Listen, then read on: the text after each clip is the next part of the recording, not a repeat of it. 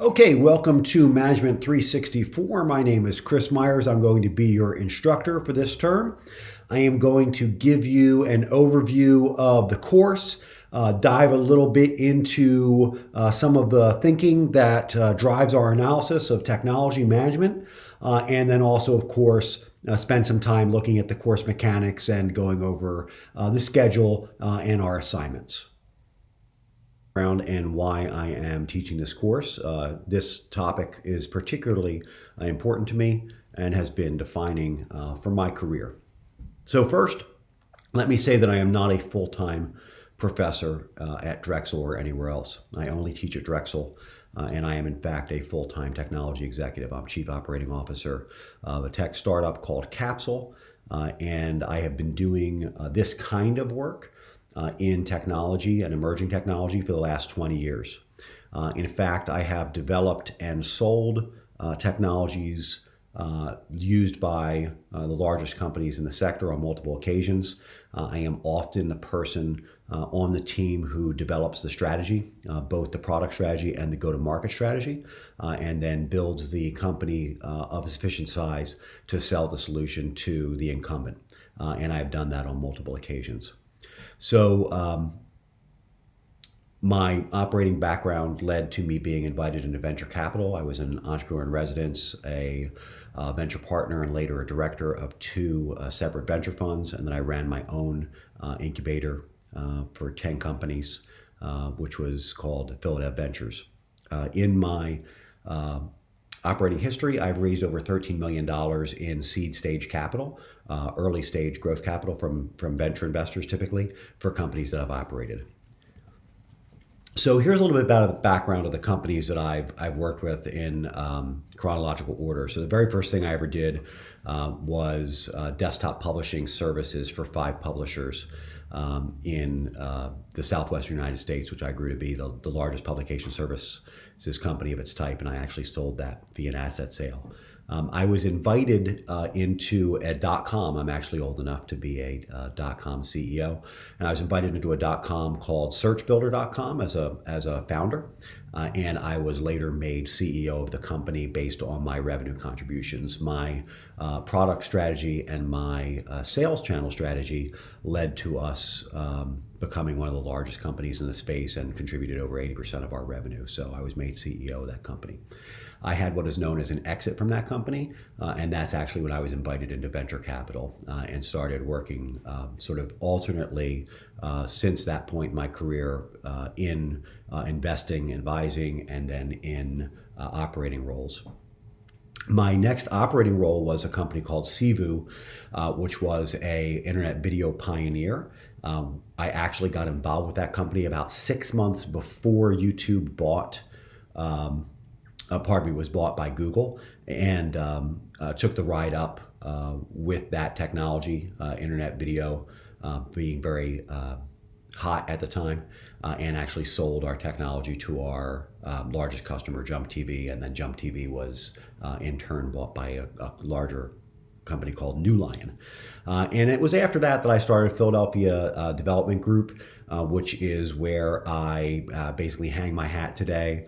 So Philadelphia Development Group allows me to be an advisor to startup companies and be an operator of companies in turn. I did Philadelphia Ventures out of there, which was the startup accelerator I was telling you about.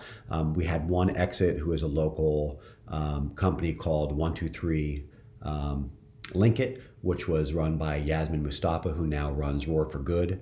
I was able to structure a sale of her company for her. And the other founders in there did not have successful exits, but they did build successful operating histories and now work at many high-tech startups and have built their careers based on those early experiences running their own startup. I have also run 2 operating companies out of there, Mag, etc., and Project AR. And most recently, I connected with the guys at Capsule and became their Chief Operating Officer in July of 2017. They later made me a quote-unquote late founder because of my contributions to the company. So what does Capsule do? It is a smart home IoT room HVAC company. Our first product is a window air conditioner that is half as high as normal units. It's just 7 inches tall. It is twice as quiet, has an iconic design. As you can see, it doesn't really look like any other window air conditioner. It is internet labeled. It works with Alexa, Google Home, etc. And this actually 2.5 million pre-sold with a $599 SRP is actually a little bit out of date. Since then, we've sold an additional $1.2 million in pre-sales, raised over, I think, $6.5 million for the company at this point. And we're going to market this year. We're actually, the engineering team is in China as we speak, watching the first units come off. Okay, let's take a look at the course mechanics. What we'll be doing this term, it's pretty straightforward actually. We're going to be using the HBS case method, plus some foundational articles, plus we are going to have a discussion each week, which you are really going to be leading. A little note on the discussions. Unlike a lot of online courses, I don't leave everything all as one big group because I find that it just leads to repetition and stifles any kind of real interchange. So what we're doing instead is breaking into groups. You've already been split into a group randomly assigned, and you're going to be doing all your discussions within the framework of that group. And what happens then is that we actually have the opportunity to do a deeper dive and everyone gets to participate.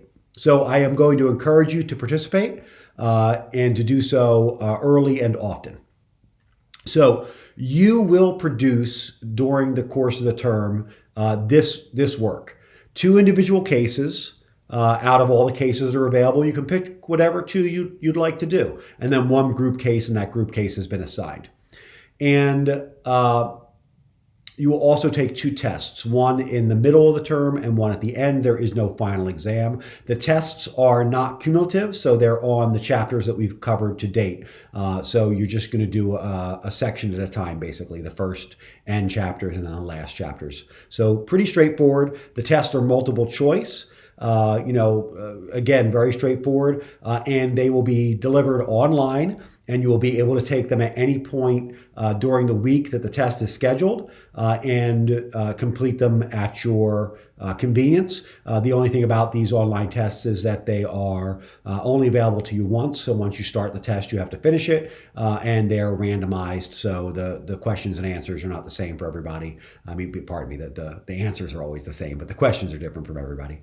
And they are delivered in random order. But I've never had really any difficulties with people taking them online in this way. It usually goes pretty smoothly, but we'll cross that bridge when we get to it.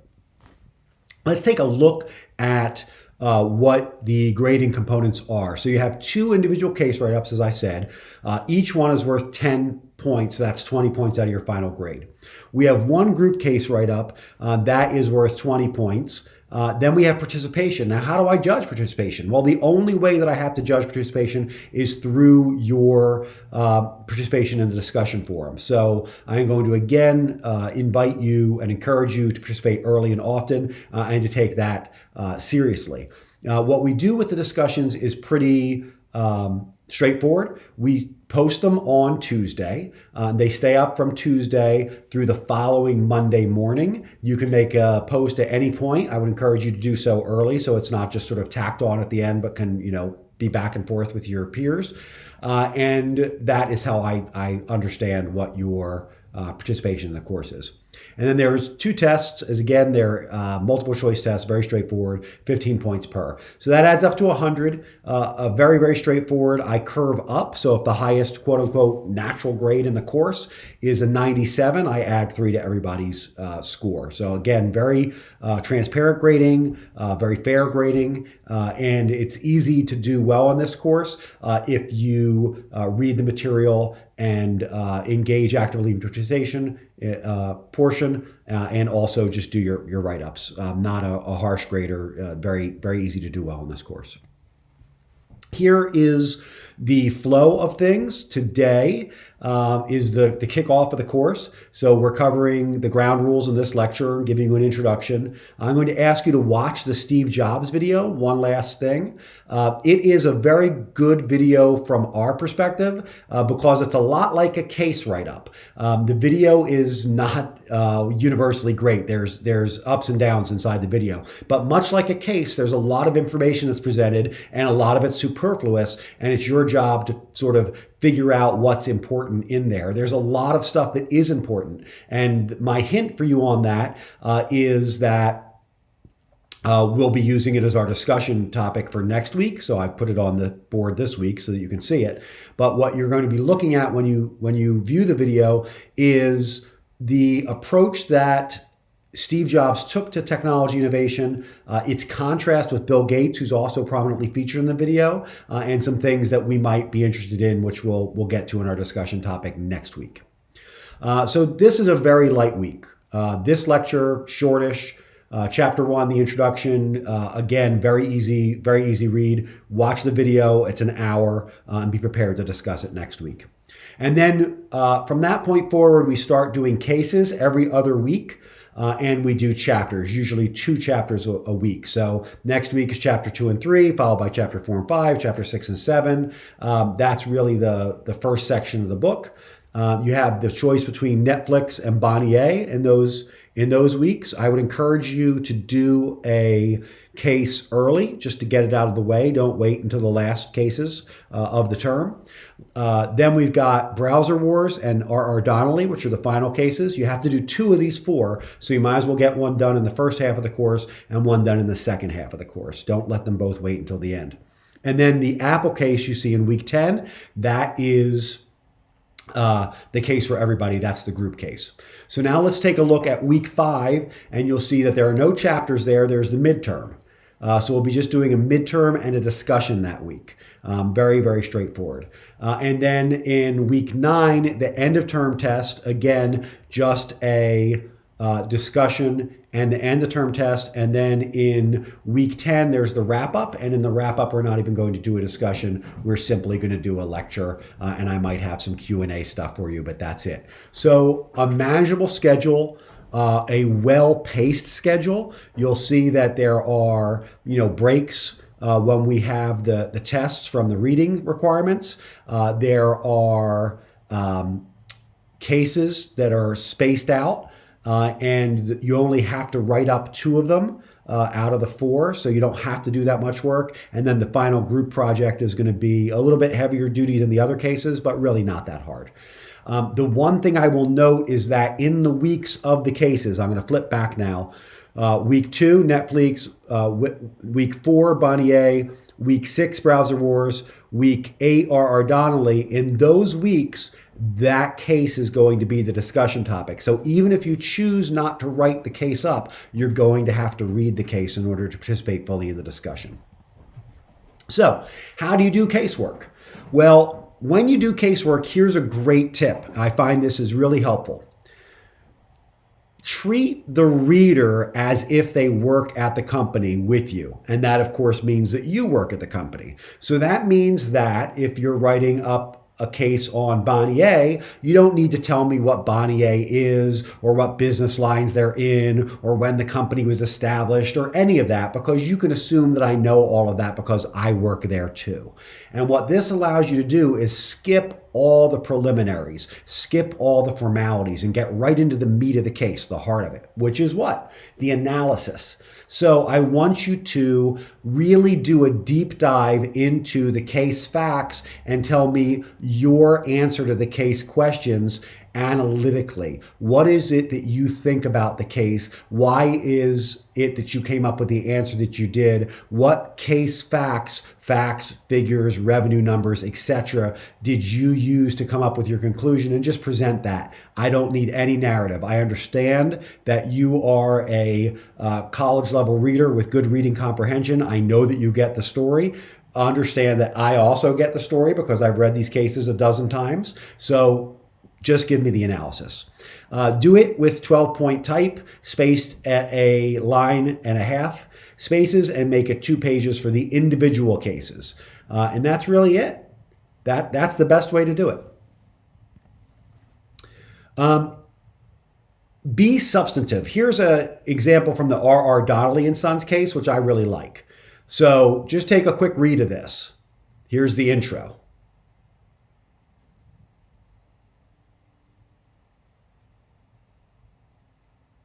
So one sentence to give the whole setup, or two rather. So it started as a family-owned business in 1864. Despite the fact that this venture was managed to grow to become the largest commercial printer with subsidiaries in 22 countries by 95, there are many organizational flaws that hindered the effective business development. Great. Okay, so you set the whole thing up. Now tell me what the majority of concerns were about. In 1994, give me a date. Here's a new engineered process that was launched. Okay, another fact from the case. This new system turned out to be well thought out, enabling the company to bring discipline to the operations. And here's how they introduced a process in 4 phases. Here are the phases. And then they go on from there to document their thinking about the case by tying it into case facts. That's what I mean by using case facts and giving your analysis. Just be substantive. And obviously, I know you guys know this. I'm not saying that anybody here is going to cheat intentionally. As a matter of fact, this is my favorite example because this student didn't even cheat intentionally. I believe this student. So here's the deal. They scoured the internet looking for things that were related to the case. They found a bunch of them. You can see the sources on the right. They copied and pasted them into their Word document, and then they started writing around that material, and they added their own and they interspersed it. And I don't even think that they were quote unquote trying to cheat here, but what they did was they basically copied other people's work and didn't give them attribution. And 51% of what is in this paper is from other sources. And that's just not okay. And I couldn't grade this paper. And if I thought they were cheating, I would have failed them from the course, but I didn't think they were cheating. I thought they were just careless. But I still couldn't grade the paper, so they missed out on 10 points. You don't want to do the same thing. Just be original. Don't copy and paste things in. Don't work with case analysis from third parties. I know what they are. I know they exist. It's just lazy. It's not even the point of it. There is no wrong or right answer in casework. It's just a matter of presenting your opinion and showing me your thinking. That's all. So if you show me somebody else's thinking, you're not really helping yourself and you're not doing the work. So just be original. Okay, how do you work well with me? It's pretty easy. I'm online all the time. You can just write me with any question or concern. I will get back to you usually within a day, sometimes within the same day. And I'm often in Drexel's campus and certainly in the area. My office is 10 blocks away. So if you're local and you would like to meet in person, I can arrange that within a week. Otherwise, we can always just do a phone. Here's the thing about working with me. I privilege engagement. I'm engaged in this material. I'm actually passionate about this material. You've learned from my background that this is an optional activity for me and one that I opt into. I'm a willing participant. I need the same from you. It's great if you want to be here, if you're animated by these ideas, if you're excited about learning about technology management, if these kinds of things are of interest to you. And even if they're not of interest to you today, engage with a willingness to learn about how it might be impactful to you in your career, and that's going to go a long way. So bring your best self. I will do this about paradigms because I think that they're really important. So we have a point of view. The course is taught from my perspective. What is my perspective? My perspective is a senior manager. I have been a founder, a C-level officer, or when hired by a company, a C-level operator of someone else's company for the last 20 years. I have worked exclusively in technology, typically in a business-to-business setting, but sometimes, as now, I'm doing business to consumer.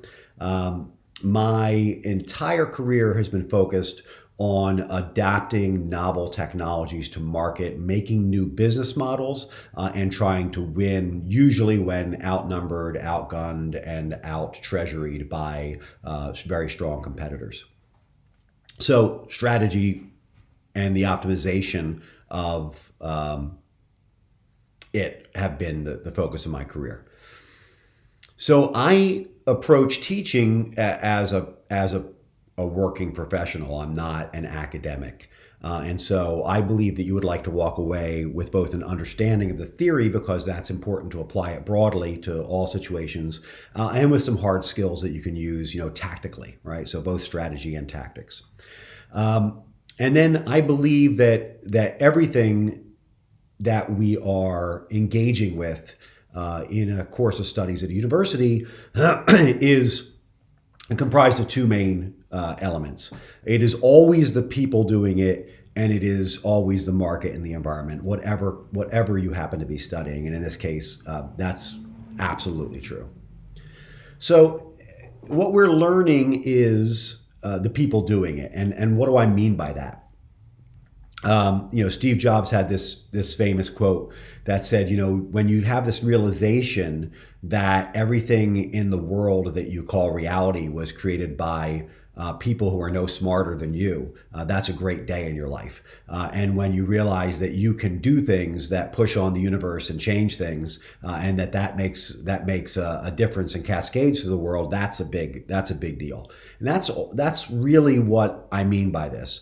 All of these decisions that are made in your company, decisions that are made at competitors, they're just made by groups of people, and those groups of people are functioning together as a unit, cohesively or not. They're effective or they're not, but mostly the people and their attitude and approaches matter, which is why we take the time to study attitudes and approaches to strategy.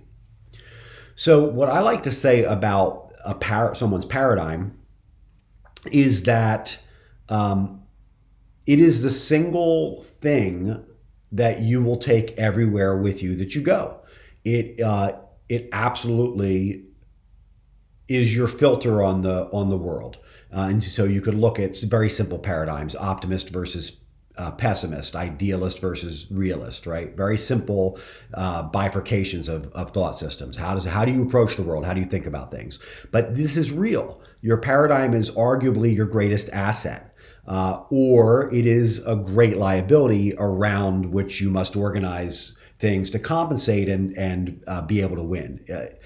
And what's true, I think, is that all of people, departments, businesses, and even industries have paradigms.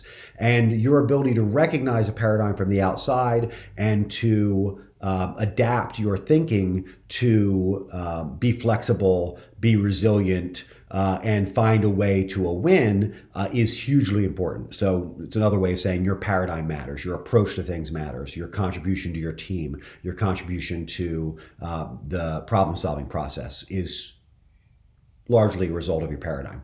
So one of the things that we're teaching here is about a paradigm that's a winning way to look at the world, to look at strategy, to look at choices, and to figure out a way to win. That's what we're trying to do. So here's a classic paradigm. Whether you think you can or you can't, you're right. Well, that's true.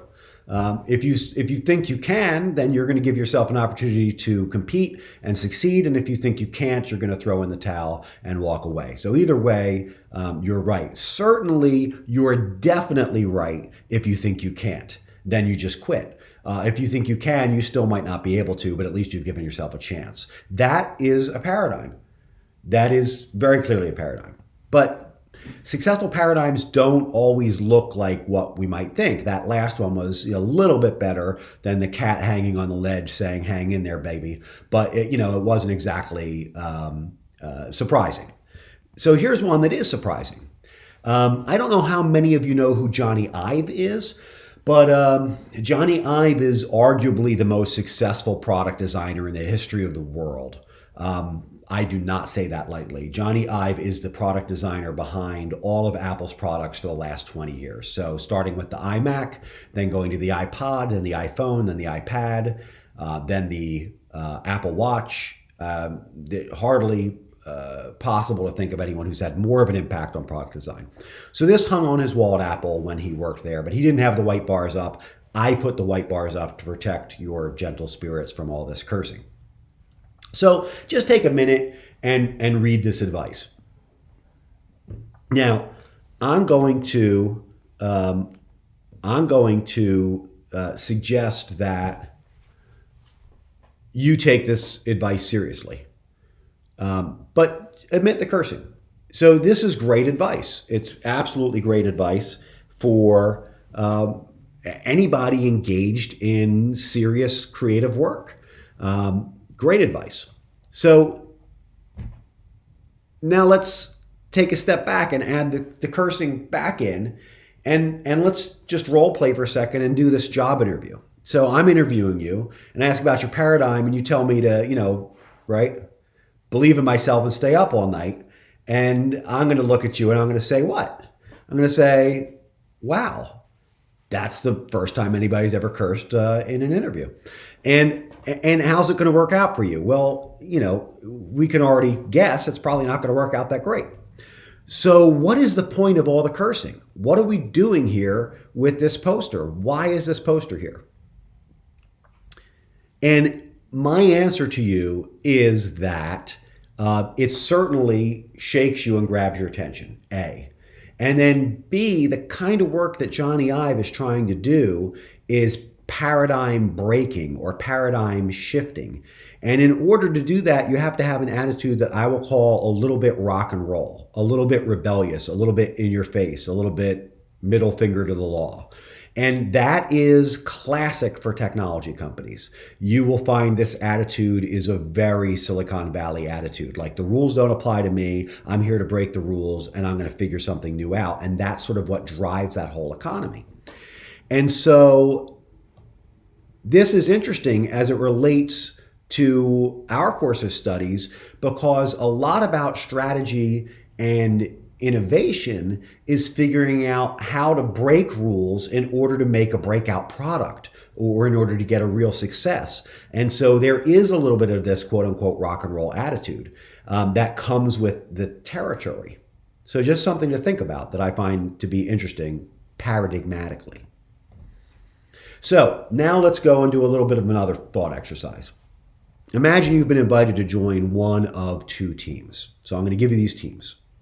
Here's Team A. You can take a minute and read about Team A.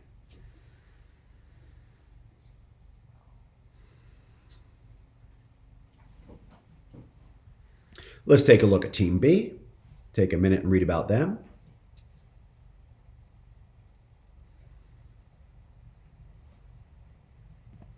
Okay, so now I'm going to ask you for an imaginary show of hands. Each of you can vote. Which team would you rather work on? Would you rather work on Team A or Team B? Now, please, when you answer this question, don't answer it by which team you think would be more fun to work on. I can already tell you which team would be more fun to work on. Team B would be more fun to work on. So not that, because that's not the question. The question is, which team would you rather work on if you want to be successful? If you want to have solutions that are viable, if you want to come up with a winning strategy and you want to come up with problem solving that is effective, which team would you rather work on? Team A or Team B? Now, I've linked in the presentation here to the article that I read all this on, which is New York Times article on Google on how they have spent 3 years researching this. And I'm going to tell you that there's a couple of things that are surprising in this that you will find interesting. First of all, Team B is hands down more effective. And Google, being Google, did this every which way they knew how. They sliced and diced it. They put all the introverts together. They put all the extroverts together. They put all the engineers together. They put all the AdWords people together. They did cross-matrix teams of every functional dimension, and then crossed the dimensions of personality types, and right? Then they did seniority level switching. They did all this stuff. And here's what they found to be the key to a successful team dynamic. And it is not great news for the college lecture environment, but you'll see why in a second. The single greatest predictor of the success of any of these teams that were mixed and matched inside of Google was equal speaking time. So Team A has this paradigm where the leaders are thought leaders and subject matter experts and domain experts, and so they guide the discussion and they get to say where the discussion's going, and they get to curtail the discussion or say, no, that's off topic, and they get to keep things on topic, what they think the topic is, and everyone follows their lead. This turns out to be a great way into groupthink and a great way to solve problems to which there is already a known solution, and we are simply rinsing and repeating ad infinitum. It is a terrible way to solve novel problems, because novel problems require novel solutions. And novel solutions require what we call neural diversity, which means the diversity of thought. And so the way that you get neural diversity is in a couple ways. The first way is that you have to mix the team. So we mix people. We have equal ratio of men and women. We have equal ratio of senior and entry-level people. We have an equal ratio of people from different disciplines, from finance, from marketing, from operations, etc. We have people with different backgrounds, international people. We have people who, right? Every way that we can figure out to make neural diversity real, meaning that we have a bunch of people in the room who don't mimic each other's thoughts and who have something different to bring to the table, that is a way that we are strengthening our team. And then we allow the people on the team to speak up, and we take their input seriously, and we don't discount ideas simply because they're not an expert. Now, here's a dirty little secret. A lot of the hardest to solve, most intractable problems that were solved and that impressed people and that looked like amazing breakthroughs were actually solved by amateurs in the field. They were solved by people that were brand new to the field, but they had an open, curious affect. They had a paradigm that was problem-oriented. They were interested in digging into a problem, and they were interested in the process. They didn't care about the solution as much. They wanted to pursue a line of inquiry. These people, these generalists, solve difficult-to-solve problems. And so even the junior-most member of your team who is newest to the company can contribute because they may see something that nobody else in the company has been able to see. And so this is just another way of saying, check your thought process, see what it is that you would like to do and how you would like to engage, and realize that your paradigm is extraordinarily important. And in this case, the paradigm that we're encouraging is neural diversity and the contribution of many, many different people equally to a problem solution. This is a great way to approach strategy. So here's what I'm trying to do by giving these two examples and trying to spur some thinking around these issues early on in this course. You know, a lot of the times I read the literature on business management, and you know, it's often presented. And I'm oversimplifying here, but I think it's reasonable to say this. It's often presented as, you know, we're going to chart a course between these poles, organic and bureaucratic, or loose and tight controls, or top down and bottom up, and we have to sort of choose one direction or the other, or there's a flavor that's correct. And oftentimes when you see this from a distance, you realize that this is cyclical in nature. You know, you'll see an R&D group inside an organization, for instance, and they have the ability to fund any project that they want to a certain degree, and they take ideas from anywhere in the organization, and anybody can run with an idea for a certain amount of time. And then a lot of times what happens is, because there's absolutely no checks and balances, the ideas don't get commercialized, everybody spends money, but nothing actually gets done. And then management goes, what are we doing here? This doesn't make any sense. Let's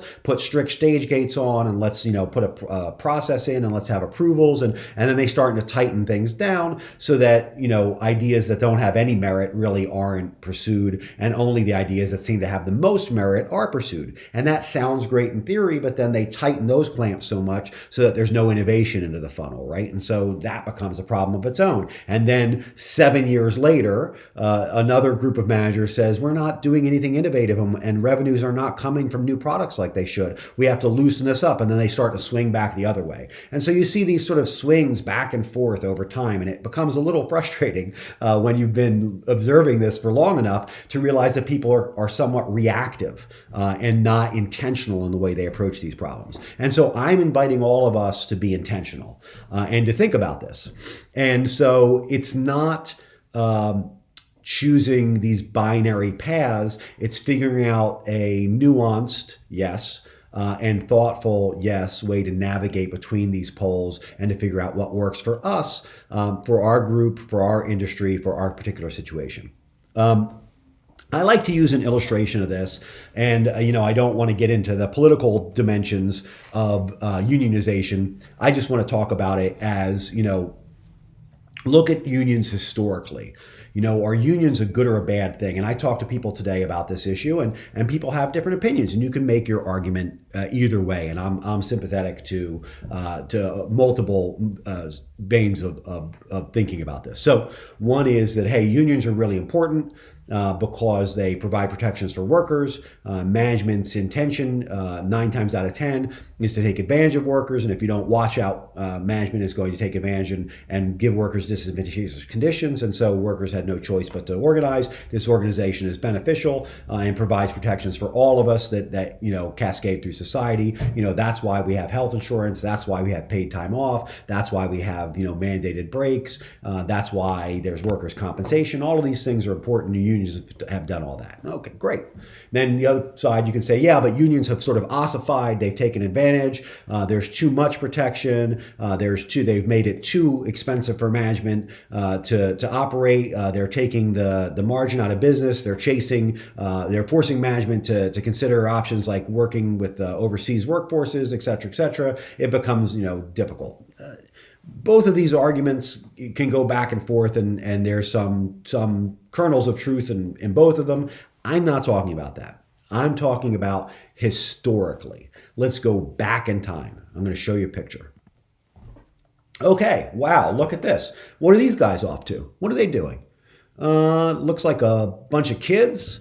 Looks like they are sitting on a pile of lumber. Looks like they have lunch pails. What are these guys up to?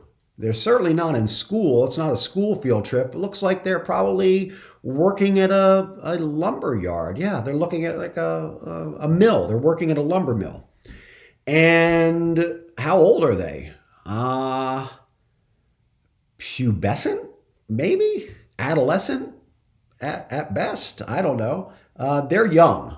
And what happens when they go to work? Well, they get paid and they go home and they don't get to go to school. And what happens if they get hurt at work? Is there a way to get hurt at work? Yeah, there's a way to get hurt at work because, they're working with huge saws to do the lumber. And if one of their little hands gets caught in the saw and gets cut off, they just get sent home and they can't work anymore. Hey, call me a softie, but I don't know. Maybe these kids should be in school. Maybe we don't need a child workforce. Maybe adults should be doing that job, and maybe even those adults should have guardrails on the big saws. I don't know. Call me a softie. So, again, these are not binary decisions. You back out 100 years and you see it's much more reasonably expressed as a cycle or a series of actions and reactions, right? So we get first, oh no, children are getting their little arms chopped off in open machinery. We've got to provide some protections for these innocents. They're children, for goodness sake, right? And then now, you say, oh no, it cost me $10,000 to set up my trade show booth. Somebody protect me from these union extortionists. I can't take it. It will swing back the other way.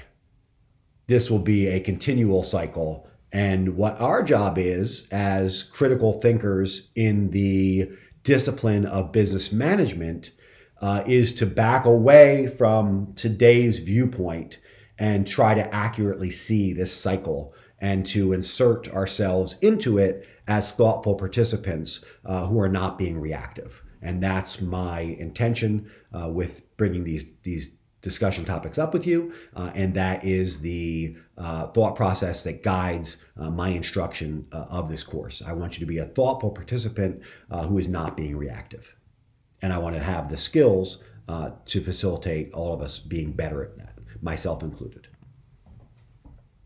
So, strategy and competitive advantage is obviously situational. How much of that Google case study is because it's Google? Are those two different team types that we have, Team A, highly organized and rigorous, and Team B, highly informal and collaborative, do they actually work for different industries or maybe even for different departments inside of Google?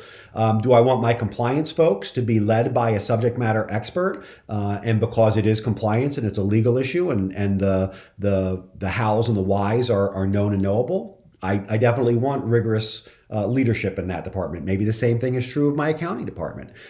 Is it true of my product development department or my software team? Probably less so, right? So again, this is even a balance in terms of those two teams, where some industries need more top-down leadership and some benefit from a more collaborative style. So what's your situation, right? What's the situation in your industry? I'm going to ask you to do another thought exercise with me. So let's imagine that you are an executive with Kellogg's and you want to make a new cereal line. And I've invented this cereal. I did it late one night at a bar after a trade show with my colleagues. It's Frosted Cocoa Mini Wheats. And this combines the best of a number of great cereals. So we know it's going to be successful because we love cocoa puffs. We love frosted mini wheats. What could possibly be better? So tell me what you know about making this cereal as an executive at Kellogg's after you've done N other cereals, call it 50 cereals, 100 cereals. What do you know about making this cereal? How much do you know about this business line, this new Frosted Cocoa Mini Wheats, before you even start the business line? And can you walk me through the important moving parts? Just take a minute and think about this. What is it that you know about this from making 100 other cereals?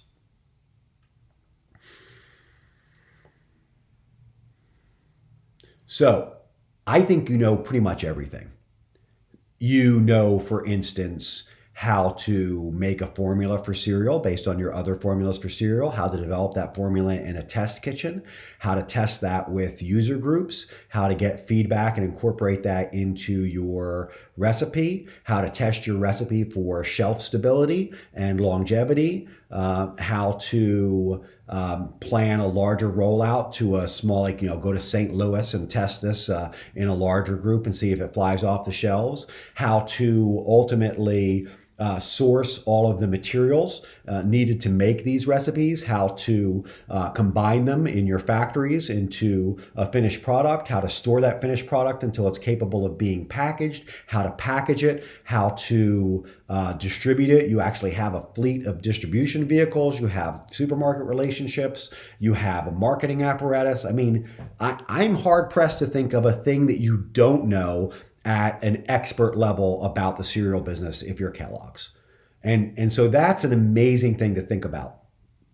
You have so much historical data to pull from. You know how cereals have sold historically, where they sell, what it takes to market them, what a good uptake rate is, what a good sell-through rate is. You know customer satisfaction scores. You know everything about all elements of this business, from the creation to the marketing to the supply chain to the logistics. There's not a thing that you don't know. It's actually astounding. And so I'm not saying that you can't misfire and have a dud with your Frosted Cocoa Mini Wheats, but it's difficult to do so. By the time this cereal gets to the point where you're ready to make a national rollout of it and put it on every supermarket shelf in the country, you're pretty darn sure that this is going to work. Because you've done your homework and you've done the testing, and you just have a whole base of knowledge that's, most of your competitors would be envious of. So that's what it's like to work in a big established company. And strategy is important there, and competitive advantage is certainly important there, but it looks a little bit different than it does when things are a little less certain or when there's less historical information. So now, conversely, imagine that you've been invited to bring a new to the world technology to the market. You are Apple, you're launching the first iPhone, or you're Tesla launching the first commercially available electric supercar, or your Oculus Rift. Oculus Rift is a great example. Oculus Rift is a virtual reality headset. Who in the world uses virtual reality headsets? How many of you, show of virtual hands, have a virtual reality headset? I didn't think so. Who's using it? What are they using it for? What's the customer for this? How much do you know about these businesses? Let's just use Oculus Rift. How much do you know about this business before you start? Let's walk through that. Take a minute. Think about it.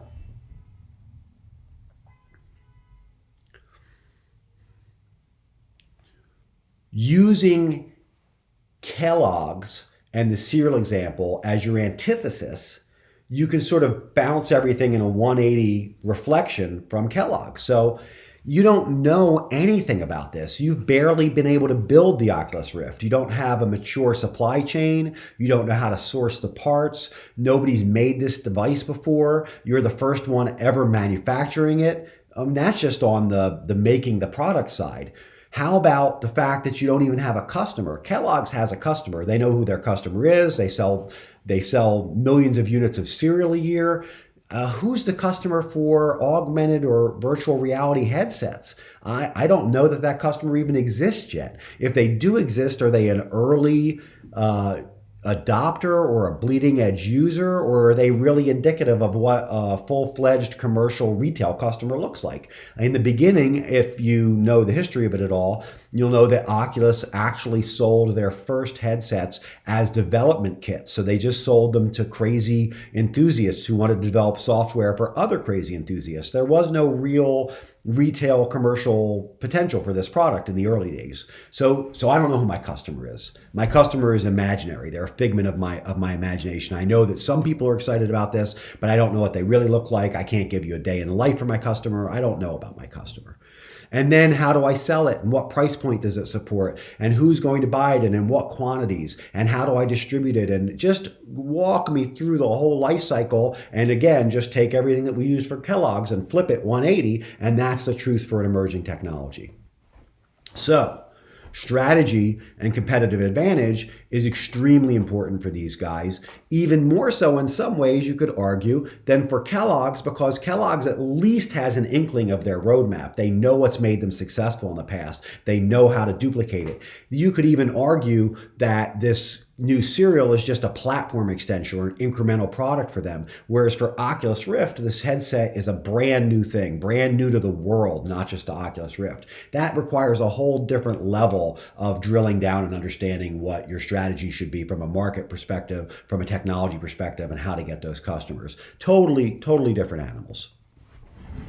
So for Kellogg's, we've got a platform extension. For any brand new technology, particularly if it's brand new to the world, is by definition radical. So the question that we pose here, and this is something that the course will look at time and again, is that, mightn't you need different skill sets and a different strategy and a different paradigm to do each of these kinds of innovation projects, to do different strategies to go to market and to succeed? I would think so.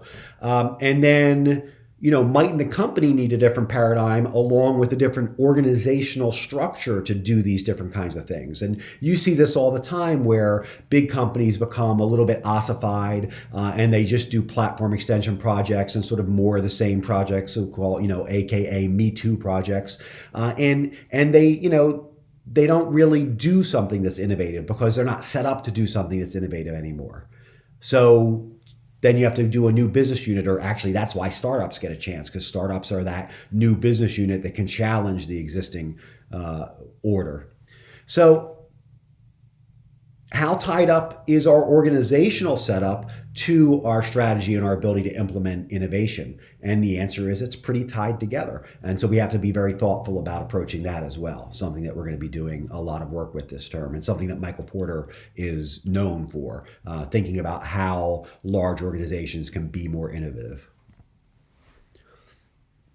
So one of the things that I like to talk about as a topic is this idea of the MBA bias. And I know a lot of people pursuing an MBA, think that an MBA is very valuable, and it is very valuable, but it's not universally a fit for all problems and problem types. And I want to talk about why. And the reason is that an MBA, standing for a Master of Business Administration, was designed in 1910 at Harvard University, the first issuer of an MBA degree, as a degree that taught middle managers essentially how to effectively manage large enterprises that had grown, beyond the scope of an individual manager or an individual owner. And these large enterprises were at that point becoming, multinational and needed a good management class and had very sophisticated rules, financial rules, operational rules, and needed a lot of work on what we call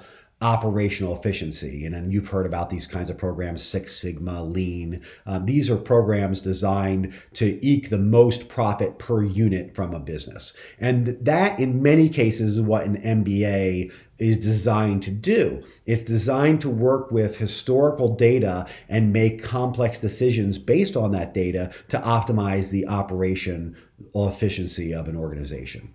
That, however, is not really what we can do if we're doing something that's radical, innovative, or new to the world. And the reason that we can't do that is because the success of many of these MBA types of tools are predicated on the existence of historical data and being able to model. And so I can very effectively model my new cereal line at Kellogg's because I've done 100 other cereal lines. I don't really have anything at Oculus Rift to say what my next 3 years are going to look like because I have no preceding 3 years that are going to allow me to draw from and to build a forward-looking projection. This is just, again, something to really think about. One of the differences with strategy and innovation is whether you're innovating something that's a platform extension and a part of a much larger firm and an extension of its capabilities, or you're trying to do something that's new. And if you're trying to do something that's new, it's inherently harder in some ways. So, this is not to say that big firms don't excel at strategy. Of course they do. They wouldn't be successful if they didn't have great strategy. But the issues with big companies are that they've grown to a certain size, and that size means that they have to continually generate more revenue and more returns at the level that they're at. And that means that they can't always look at small opportunities, or they can't always look at the bottom of the market or something that's emerging, because just from a profit and a margin and a top line contribution perspective, it's not that compelling. And so what happens is that these big companies become vulnerable to attack from below, from a small firm that's willing to do whatever it takes to get that $20 million revenue that the big company looks at with its billions of dollars on the top line and goes, $20 million, I can't even afford the R&D on that.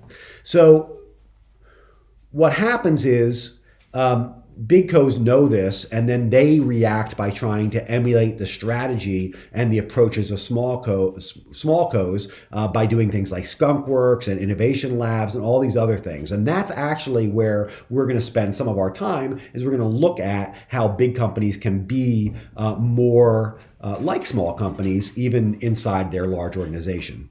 And then, the small companies, from their point of view, are trying to stay out of the reach of the big companies by doing something that they can't duplicate, or that's just too unattractive to them, or that they think that they can just kind of outmaneuver them on because they're faster and more agile. And so that's a lot of what we're going to look at this term, is the dynamics of strategy and innovation and competitive advantage as they apply to both small and large firms. And then also, since many of you are going to be, I imagine, looking at employment with very large companies, looking at sort of the ways that large companies can be more innovative and take the lessons of startups to heart and do things that are, ninja-like on their own. So that's part of what we're doing. So this first lecture was simply intended as an overview of the course, introduction to me and my background, obviously, something about the course mechanics, and then this first lecture here on paradigms and the approaches that we're taking is really intended to give you a flavor for what we will be. Okay, so I will see you on the discussion board starting this week. And as always, please feel free to email me with any questions. Thank you.